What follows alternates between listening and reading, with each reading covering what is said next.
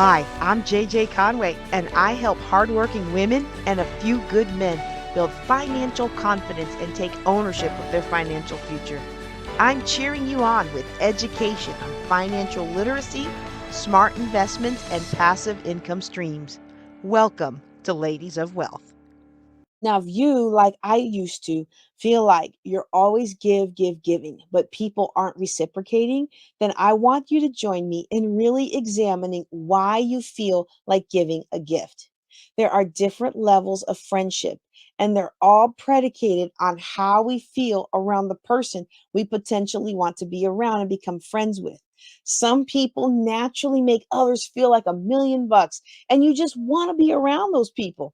I've never been one of those people up until now, but I'm working on learning how to be more attractive, and not attractive in beauty, but attractive in spirit. And I suspect I am going to be a lifelong student of the language of love, because for me, do unto others as you would have them do unto you doesn't always work. See, if you step on my foot and don't apologize, I'm going to say that was my foot. And I would want to know if I accidentally stepped on your foot. If I cooked you something you don't like, I may not want you to say that's nasty. Okay, I don't want you to say that, but I don't want you to lie, be like, oh my goodness, this is the best ever. Because if I think you like it, I'm gonna make more of it for you. And that would be a waste of my time and money. And I don't like to waste my time and money. I especially don't like to waste my time and money because you lied to me trying not to hurt my feelings. Because guess what happens when I find out the truth? Well, my feelings are even more hurt. Because not only did you be dishonest with me, but now I also wasted my time and money and grew a resentment in you towards me for no reason. Okay. So, if somebody asked me one time, well, I was in a group and they asked the group, it was all high D women, and we were all like, what is he talking about? But he asked us, he said, don't you get offended when somebody tells you you're wrong?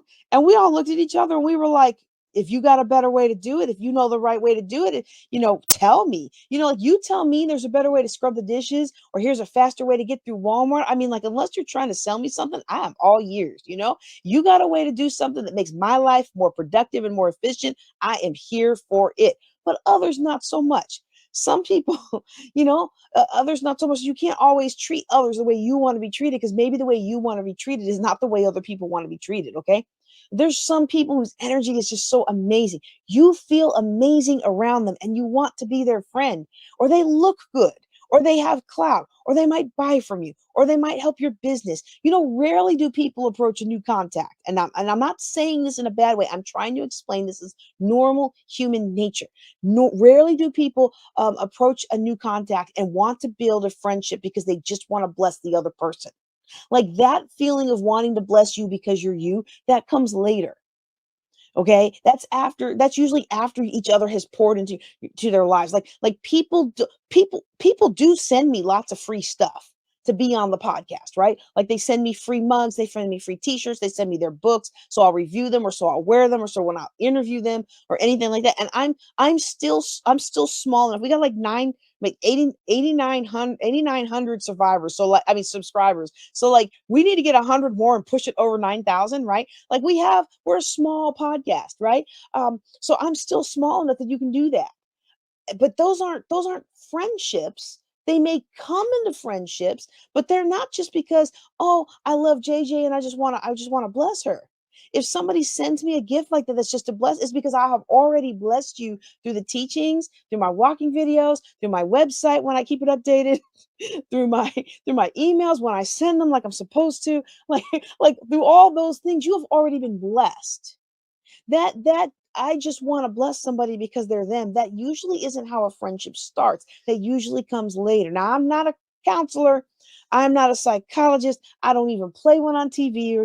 All right. So what I'm talking about is just my experiential living that I have learned. Okay. So I'm just going to give you something that helped me when I was a young adult to stop people pleasing so much and start really putting friendships in their perspective, especially if you come from a background of abuse. I hope that you will listen to this, and you might think, well, what is a financial planner talking about this from? I find that a lot of people who come to me after being scammed, people who come to me after being financially abused, people who come to me who are trying to rebuild their lives. This concept of friendship plays a huge role in them rebuilding or passing through their money, wasting their money on other people. Okay. So if this is not for you, that's cool. But send this to somebody else. If you're listening to this on the podcast instead of live, send this to somebody else that might need to know the different levels of friendship. If you're watching live, go ahead and tag them in the content on the comments so that they can come in and listen to this and then know to come back and catch the beginning of it later. Okay. So we're going to talk about the levels of friendship. And the first level we're going to talk about is strangers. And I know that sounds kind of like, no, no, duh, right? But strangers, these are the people we might pass as we're walking or meet in the store. These are people that we don't know. We don't know anything about them. Now we might be at a place to network and meet people, and we might even say hi as we're walking down the street. How you doing? As a polite greeting, but we don't expect a long drawn up. My wife left me and my engine blew up yesterday. Like if somebody you don't know launches into that, and you get that sob story the first time that you meet somebody. I mean, it could be genuine. I know I've done that to people who seemed caring when I've been traveling, especially like when my dad died or when I had some other things that I didn't understand, and I'm just this random stranger like sits down and says, you look like you could use someone to talk to. Well, you probably shouldn't have done that. But normally when somebody starts with all that sob story, it's usually a scam, right? So we want to be aware that strangers are not friends just because they smile at us and say hi. And again, for some of you, this is really basic stuff, but for a lot of people who are hurting right now after Christmas gift giving, these are things that we need this is education that they didn't get growing up. Okay. A level 2 friend, the next level is what I would call an acquaintance. Okay. This is somebody that you've met. You've talked a little bit, you had pleasant exchanges. You might have done a little bit of work together. Two very friendly, outgoing, chatty people in line at the department store, they could become quick acquaintances right there on the spot. Now, somebody like me could be like behind you 3 or 4 times in a row and never say hi because I'm not the person random strangers ever really want to talk to. Now, I I do find it interesting. I get people on the airplane that want to talk. And one lady, I was just like, "Well, I'm going to do some work. I'll give you about 10 minutes, but then I've got some work to do." And she's like, "Oh, well, I planned on talking your ear off the whole way of the whole flight home." And I was like, "Well, that's 10 minutes. We've got 10 minutes and I've got some work to do." But I just thought it was hilarious. Like people plan on, I'm going to talk to you because I can't stand silence and I don't want you to talk to me to fill in your own dead space because I'm okay with silence, you know. But let's say I'm talking to the cashier, right? And I always do try to. When it comes to people in those kinds of positions of cashier or like servers or things like that, I always try to look in the eye and give a smile. And if they have a unique name or jewelry or something, give it a praise because it's a thankless job. And often they're going to bear the brunt of management's poor policies, and it's not even their fault. And I'll honestly forget who taught me to do that, but somebody taught me that earlier. Whenever you can, look people in the eye that are serving you or in a job capacity where their job is to do something for you. Look them in the eye, smile. They taught me that earlier in my military career. And I started to notice you can be in a line at the grocery store and you have like 5 people ahead of you, and you watch the interaction, and I'll be the first person that looks them in the eye and smiles, right? So now that I've said that, if that's something you don't purposefully do, I'd like you to try it. I mean, you really will brighten somebody's day. And people are usually so surprised. They'll go their whole time scanning all my stuff like this, and they'll be talking to me, "How you doing today?" Blah, blah. And I'll just be like, "I'm great. I'm great. How are you doing today?" "Oh, really? Are you getting close to work? Are you getting close to quitting time?" And they'll look up at me and they'll realize I'm looking at them, and you'll just see their whole face and energy change, okay? And you'll see it too. You're going to brighten somebody's day. All right. They might still bruise your apples because nobody, especially this younger generation, I guess, eats fresh fruit anymore, right? And they don't know how to be gentle with it, okay? So they might still bruise your apples, but you will make their day, and that positive energy will come back to you in other ways.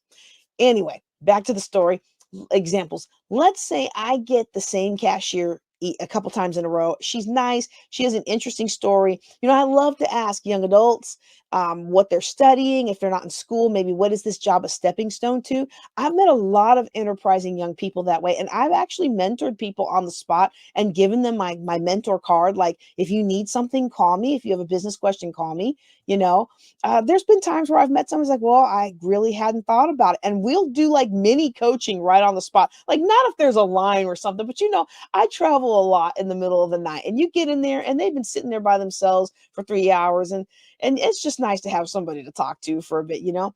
But let's just say I've chatted with this person a couple times. I come back a third time, we start chatting. How's your little guy? Is your mom home from the hospital? We're acquaintances. I'm still not probably buying her a birthday gift unless the Lord presses upon my heart. But if I'm choosing between her and somebody I don't know and as the next cashier over, I'm going to choose her line. I'm sure that we're going to have a good little experience, some good energy, and who knows, it might lead to friendship or my next employee one day, right? So that's an acquaintance, somebody you're on friendly terms with. You might know a few things about, but they're not necessarily somebody that you're spending a lot of time with, texting back and forth and stuff. Okay. The next level is what I like to call a potential friend. This is where we're making an effort to get to know each other. We might go to lunch together. We might go to ball games together. We don't really know each other well, but we do enjoy each other's company in whatever setting it is that brought us together. So maybe we work together. Maybe we volunteer together. Maybe we're in the same youth group or Bible study at church. Maybe we're in the choir, and we just want to get to know each other a little better. Okay. And so one way to get to know people better and to help make friends is to take people you get along with in certain settings and then try to meet them in other settings. Now, I'm gonna acknowledge up front, this is not easy to do the older that you get. But I didn't find it was that easy to do when I was younger either, unless except when I was single. Now when I was single, I didn't have any problem getting guys to go anywhere. But I wasn't necessarily making friends with those guys, if you know what I mean, right? Those guys weren't there for friendship. Um, but we need to understand that potential friends, we need to be careful not to put potential friends in the friend category too soon. And I just tell you, I'm so guilty of that. Or I think someone is a potential friend when they really are just an acquaintance. For example, I was in this large church when I lived in a state where there's none of our church in that state. And I enjoyed the singles group at this large church. And one day they had a Valentine's Day party, and they announced it at the Sunday school. Everybody's invited, and it was one of those houses where you had to buzz in, and their apartment was right down there, so we right down by the door, down a little ways by the door, so we could see them having the party. We saw the people who invited us. We saw people we knew, but we couldn't get anyone's attention. And every time we would buzz, nobody would buzz us in. And so I'm thinking, oh my goodness, I drove an hour to get to this party. And my little one, so my oldest son was what, 7 or 8 at the time. My oldest was tired, and I didn't want to disappoint him and drive home without us going into this party, because he could see people, he could see the grown-ups that he knew, right? And we thought they just didn't see us.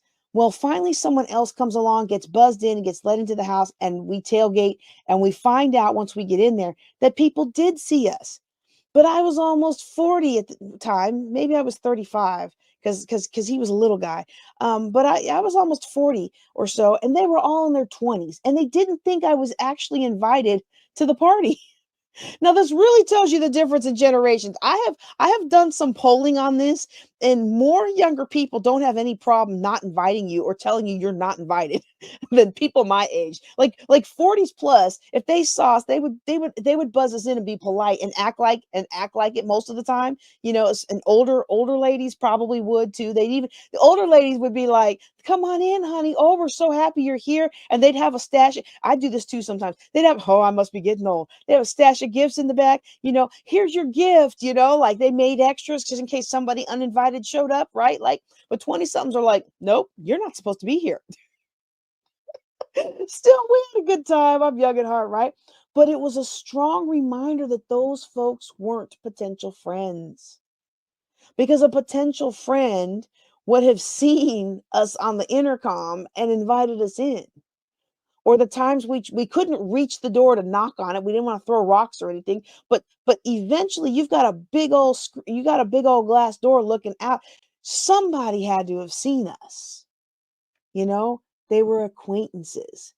And had I realized that, I probably wouldn't have traipsed my son an hour away from home for a Valentine's party. I would have probably declined the group invite and done our own thing. Okay.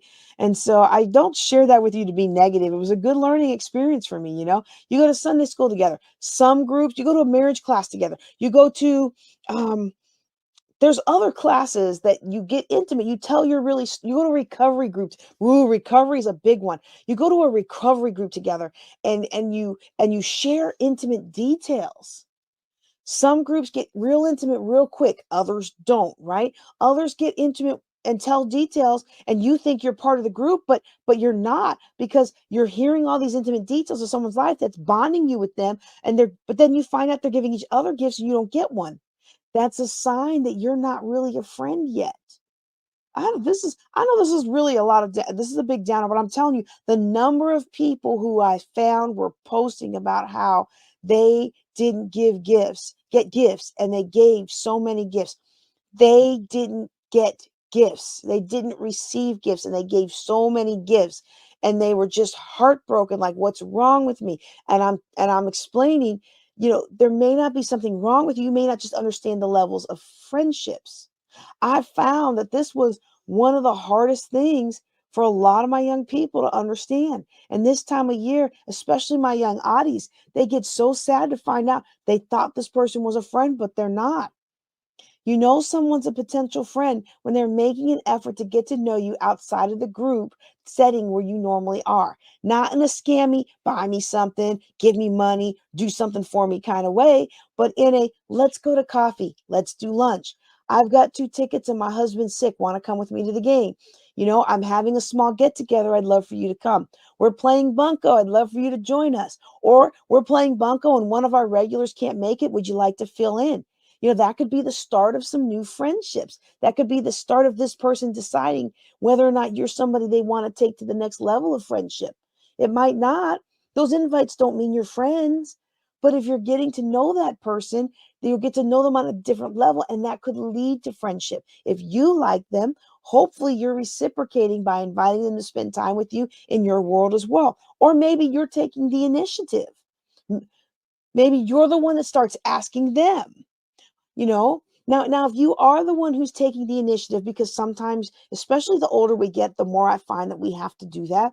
If you're the one who starts asking them, then I hope that you will pay attention to whether or not they're also inviting you places, whether they initiate text or calls with you, or whether they think of you from time to time in other areas, whether they ask about the important things going on in your life, school, family, pets, business, things like that. Now, if they don't, it doesn't necessarily mean they don't care about you. But if talking about those things with friends is important to you, then this person may not be a friend that naturally meets your friend needs. I'll never forget when I was chief of protocol, our admin, our executive assistant, she would always try to tell me about her son and about her mom. And I would think to myself, we are so busy. My husband is in another state. I have a little guy, an infant who's in and out of the hospital. I had this car accident. I can barely keep my life together. It ended up ruining my military career. I wasn't able to keep it together. But I was trying so hard in this job because this was a job that should have led to promotion. And I loved the job, quite frankly. I loved the job. I didn't know I was going to love the job, but I loved it. And so anyway, I'm like, we have such limited time to get the job done, and my son has outgrown the daycare, so now he's in aftercare at the private school that's already resentful of us being there. And because when they thought they were getting Lieutenant Colonel Conway, they didn't know it was a black woman. And and they close at 5:30, and if I'm not there, it's an extra $70. And they're no kidding. There was one time I was like 10 minutes late. They no kidding called the American Red Cross about, or Child Protective Services, or some official organization about this mom didn't show up. And I started getting texts like, I'm like, I'm on my way. So I didn't want to talk about those things. I needed to get this job done and go to my son. But I heard on a radio what I just said about asking about the important things in their life, that shows caring and friendship. To me, asking me about that stuff made me feel like you were wasting my time. Don't turn me off yet, okay? Don't go, don't leave me. Please don't be mad at me, okay? I'm just telling you how I felt back then. Like, you asking me that stuff was a waste of my time. I needed to get the job done so I could be on time to pick up my children from 2 different daycares and get home and still get everything done and get them fed and get them whatever they needed before the next migraine started, right? And but when after I heard that, I went to the executive admin, and I asked her. I said, when I don't ask you, how did I say it? When I don't ask you about your mom, or let you tell me about your son, and I think she had some pets, does it make you feel like I'm disrespecting you and I don't care about you? And she was like, yes, ma'am. And so from then on, you know what I was going to do? I was going to make sure we had a few minutes to chat about her mom and her son and all the things. Now, do I want you to come talk to me about all my things and ask me questions about my things? You don't need to do that for me, because you're taking up time that I could be used to get home to my kids. But I had to understand that me not doing it for somebody else made them feel like I didn't care. It's not that I didn't care. I felt like we all wanted to get home. I felt like nobody wanted to waste time. You know what I'm saying? I was treating others like I wanted to be treated. Sometimes you can't do that. Okay. So understand that sometimes we're in a potential friend place, and what we're evaluating is that friend going to meet our needs? If you are somebody that likes to be texted all day long, and I actually had a friend that told me, she's like, well, I need that. I need that every day. I need that for my leadership every day. And I was like, I can't give you that. I've got 170 something unread texts right now.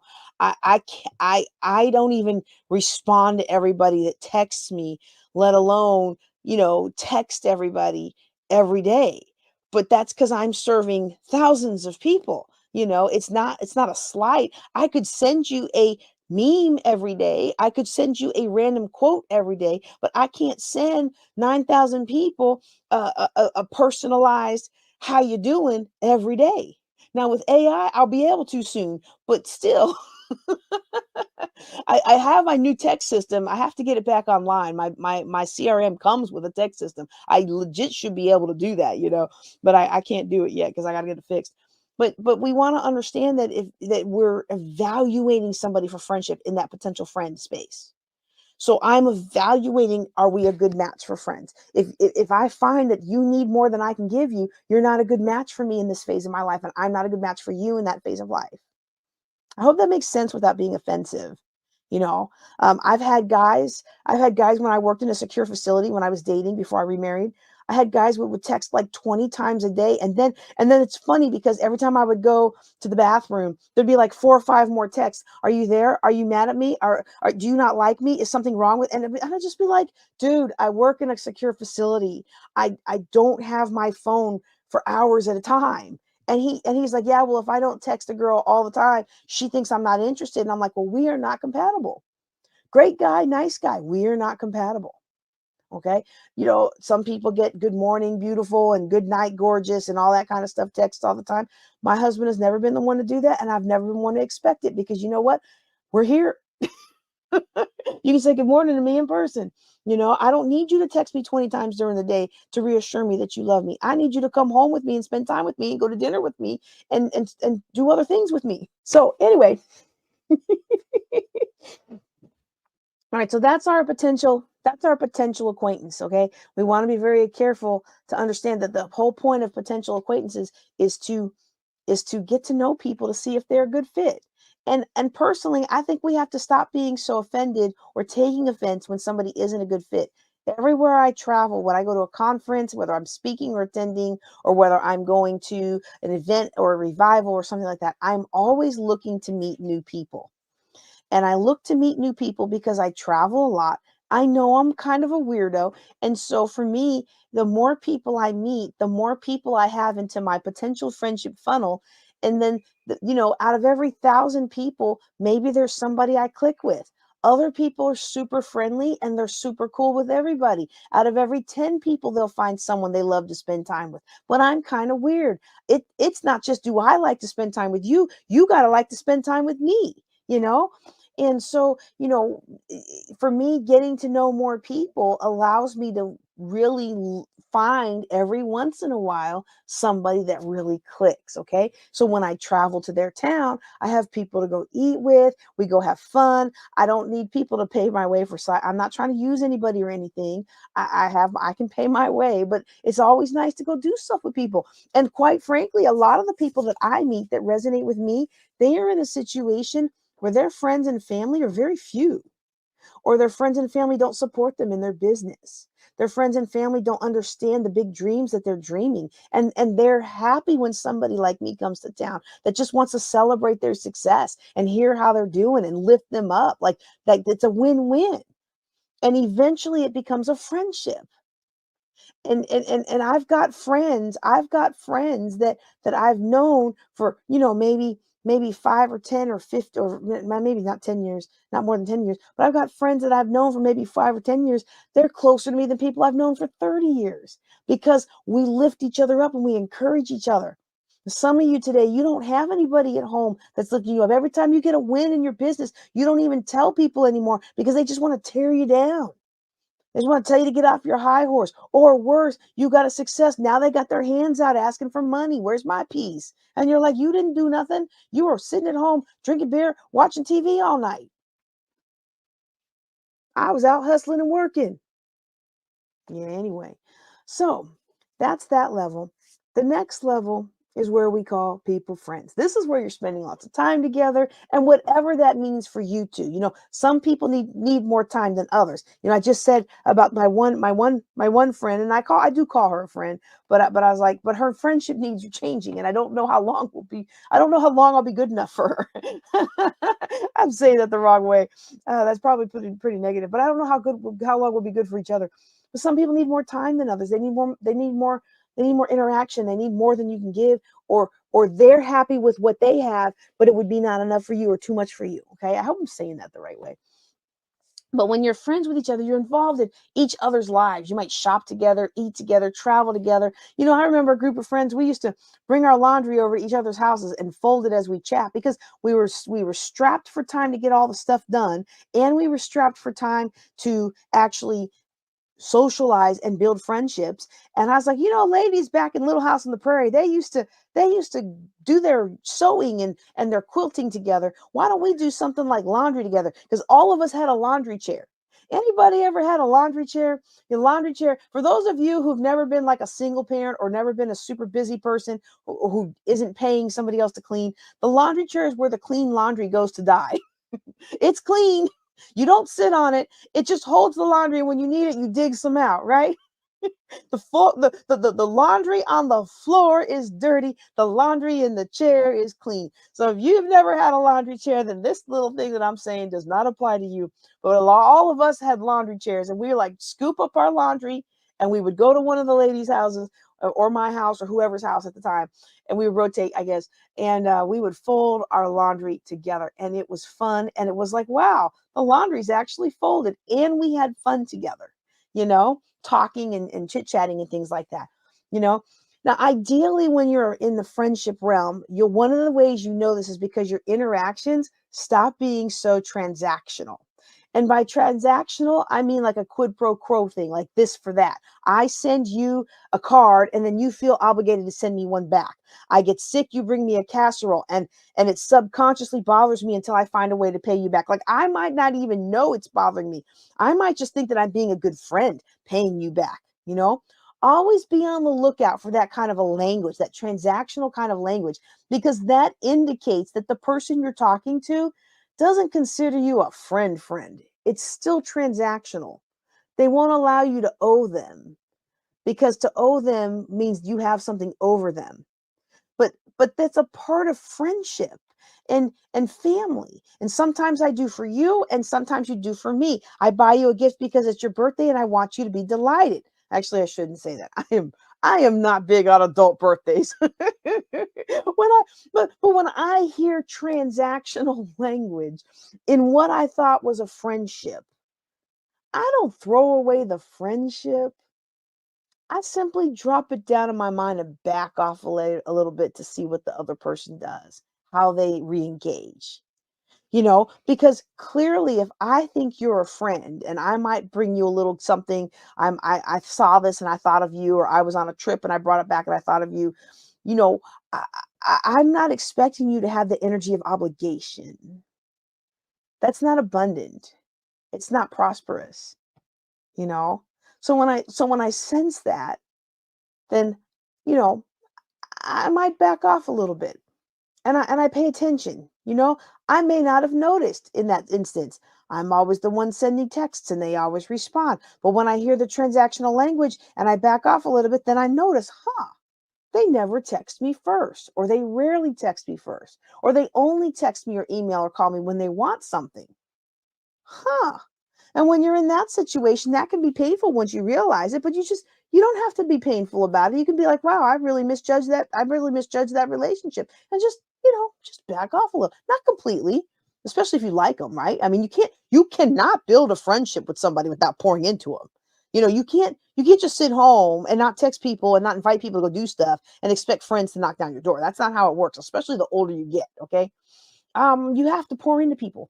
But maybe you go from every day texting to twice a week, or maybe from once a week to once a month, and you see if they notice, see if they reach out to you, and you take it from there. I've had people be like, have I offended you? Have I bothered you? I was like, oh no, I was just getting busy. But really, it was that I had sensed from them that we weren't really friends. We were still transactional. You were in my life because you saw that my business was taking off and you thought maybe we might be friends one day, but we still hadn't gotten there yet.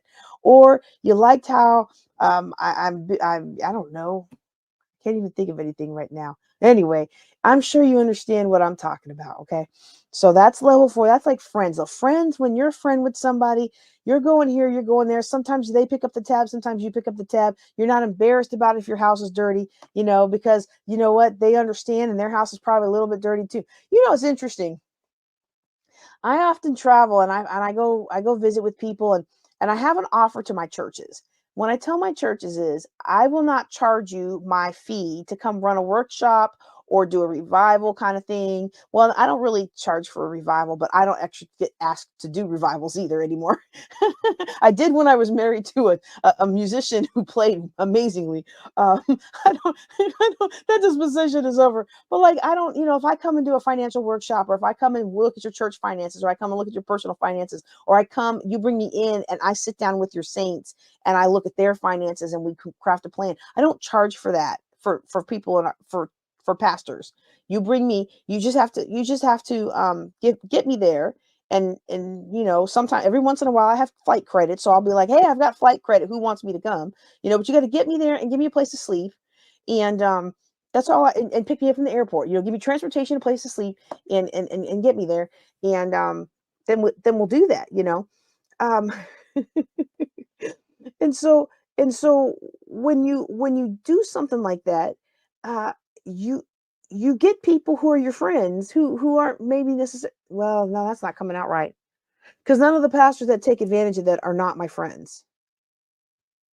I don't even know where I was going somewhere with that, and I realized I didn't mean to say it like that because I don't want to cast any negativity on anybody. But the pastors that do have me do that, they are people that I would consider friends or close mentors. Um, how else do I want to say it? Or you could tell me in the chat what you think for friends. How do you know that somebody's really a friend? But I guess what I'm trying to say is like true friendship is not a transaction. It's not a give or take. We're not friends because we're going to be something someday and I want to make sure you can remember who I am when you make it big. Like, we're not friends because you're going to make $1 million and I'm hoping you're going to help me make $1 million. We're not just friends because you have access to get me on TV and I really want to be on TV. I mean, I really do want to get back on TV. I miss being on TV, right? I enjoyed that immensely, but that's not why we're friends, right? So we want to have that give and take in a relationship, and we want it to be a give and take that's truly delightful and truly uplifting and truly life giving to the people that we're friends with. One of the things that I recently started paying attention to is that some of my old friend groups that I've had, as we've gotten older, people have just been so critical and just tear down. And it's not that people don't like each other anymore. It's that they're dissatisfied with their own life. And so you don't ever want to stop, even if you've got a good friend group, you don't want to stop making friends. You want to get acquaintances into the potential friend level, and work to see if they could be friends, because we're always going to need friends. If nothing else, many of us are going to start, we're hitting the age where we're starting to lose friends by attrition. And I'll say it delicately like that because I do have my son in the room. We're going to be losing friends from attrition. And so it's good for us to learn how to make new friends and how to be friends with ourselves. Ooh, that's a whole nother discussion. I probably should bring somebody who is a psychologist to come in and have that discussion with us. That would be fun. All right. That last level of friendship. Wow, I can't believe how long I've been talking about this. Okay. So hopefully when I trim things down for the podcast, this will be at half an hour. But just in case it isn't, I apologize now for going a little bit late because I've probably been telling too many stories. But the last level of friendship, this is what I call your close friends, your inner circle. These are your ride or die buddy, right? These are the people that you will go to the ends of the earth for when they need you. They are people you know you can count on in the middle of the night when you're crying and you're disillusioned and blah, blah, blah, blah, blah. These are your friends. You know, they say that your friends are someone you call when you end up in jail, but your close friends, your inner circle, your ride or dies, those are the people who you end up in jail and you look over there and they're in the cell with you, right? Most of us have very few actual inner circle friends. And most of us, before I say that, before I say what I was about to say, I should say this. And if I get time to edit it, I will splice it earlier in the podcast, but I probably won't get time to edit it. So I'm just going to say this. Our inner circle and our ride or die buddies, those are the people that we should allow to speak into our lives. Most of our friends and acquaintances and potential friends are not, unless they are somebody we are paying to help us up level our life or our business, our ministry, or fill in the blank.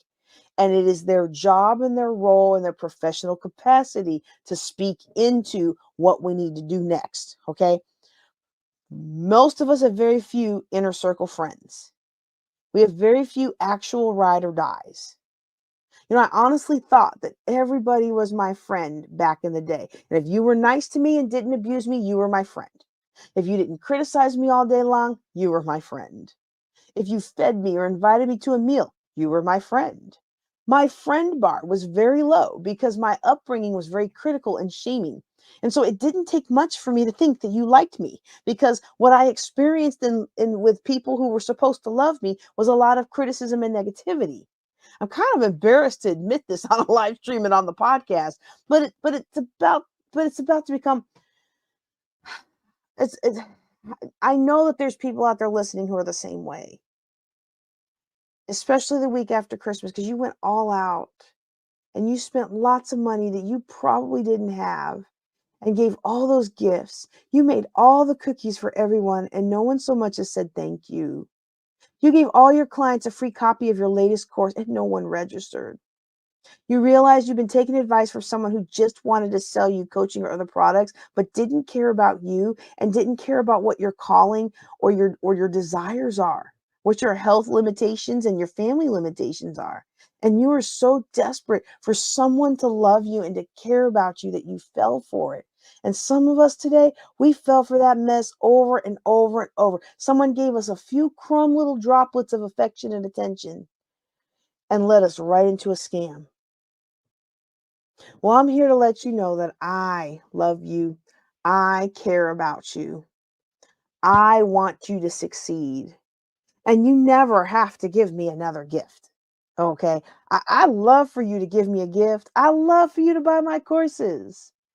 But if you take these videos and go out and change the world, or if you're listening to this on the podcast and you go out and change the world, or if you're live with us today and you take what I'm telling you and you go out and change the world, that's really all I need to be happy for you. So stop giving your inner circle gifts to that outer circle of friends or the periphery circle of acquaintances. If you want to give gifts to acquaintances, that's a great way to draw them closer, but make them acquaintance gifts, not inner circle or close friend gifts. You want to bless someone you met? You want to bless a group of people that you don't know. Bless them. But don't bless them expecting acknowledgement or payment or reciprocal giving. Bless them and allow the Lord to repay in other times, in other ways as he sees fit.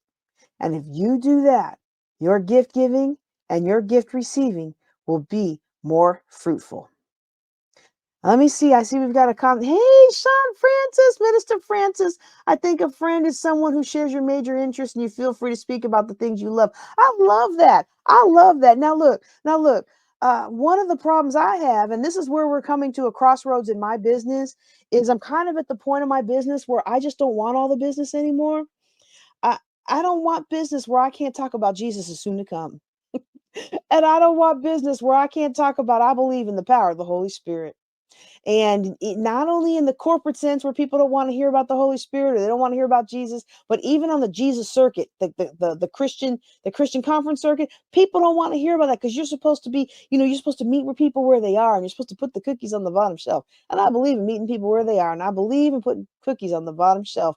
But at some point, we have to raise up. And we might start off on the bottom shelf, but we have to come to a thorough understanding of who Jesus is. And the fact is, all four gospels say he will fill us with the Holy Ghost. So, yes, being able to talk about the things that you want to talk about. Now, I love this. Now, I'm going to share y'all another embarrassing story. But before we do, just to Brother Sean's point there, um, one of the things that I find is that the more unique your personality is, the more you're going to have to understand that you are not going to be friends with everybody. Everybody is not going to be your cup of tea, and you are not going to be their cup of tea. And just because they talk to you and ask you questions about what you're saying and they get you talking, that does not mean that they are your friend. All right. Because I don't like to gossip. I don't really care about the movie stars. Unless there's an economic lesson I can share with my clients, I don't really care about what they're doing. But I like to talk about Jesus and him crucified. I like to talk about doing something to change the world. I like to talk about making life better. I like to talk about deep things like this book written by a white Southerner, Robert E. Lee and me. Right? I like talking about stuff like that. I like talking about Of course they're all gone. I probably put them all in my office. But I like talking about deep things. I like this is the book I'm working through right now. This is the book I'm working through right now. I'm working through this one, and I'm also working through The Body Keeps the Score. I like talking about deep stuff. Guess how many other people, women my age, like talking about deep stuff? Like 1 in 1,000. I like talking about the Bible. I like talking about things in the Bible that we didn't realize were in the Bible, and I like talking about things that were not in the Bible that everybody thinks was in the Bible. All right, we have a sponsor. Let me share you with our sponsor. And this is interesting because my clients are always asking for a way that they can make money with through the network marketing or the MLM businesses. And I want to introduce you, if you haven't already heard of it, Make Wellness. Now, Make Wellness is really interesting because what they have done is they have used AI to isolate bioavailable peptides in the plants and other things that you can extract peptides from. So they're producing bioavailable natural products that are like the Ozempic shot or some of these other peptide things that you can get that are lab created. And important for me is they don't include. Let me put this on me here. What's important for me on this is that they don't include the things that I'm not supposed to be eating or drinking on my neurological plan. So many of you know I had a car accident at the end of my military career.